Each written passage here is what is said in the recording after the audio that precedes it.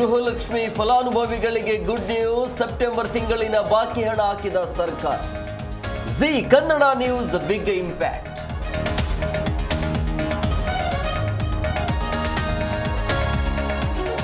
ಸರ್ಕಾರಿ ಶಾಲೆಗಳನ್ನು ವಿಲೀನ ಮಾಡಲ್ಲ, ಒಂದು ಮಗು ಇದ್ದರೂ ಶಾಲೆ ಮುಚ್ಚಲ್ಲ. ಪ್ರಾಥಮಿಕ ಶಿಕ್ಷಣ ಸಚಿವ ಮಧು ಬಂಗಾರಪ್ಪ ಹೇಳಿಕೆ.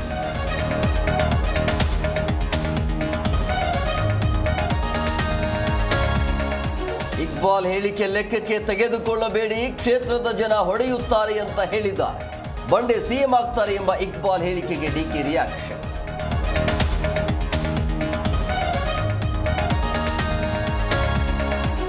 ಕೆಂಪೇಗೌಡ ಬಡಾವಣೆಯಲ್ಲಿ ಭಾರೀ ಅಕ್ರಮ, ಕಳಪೆ ಕಾಮಗಾರಿ ಕುರಿತು ತನಿಖೆಗೆ ಬಿಡಿಎ ಸೂಚನೆ.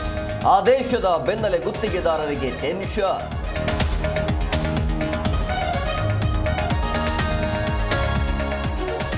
ಸಿಎಂ ಸ್ವಂತ ವಿವೇಚನೆಯಿಂದ ಸರ್ಕಾರ ನಡೆಸ್ತಾ ಇಲ್ಲ. ವೇಣುಗೋಪಾಲ್ ಹೇಳಿದ್ರಂತೆ ಮನೆ ಕೊಡ್ತಿದ್ದ.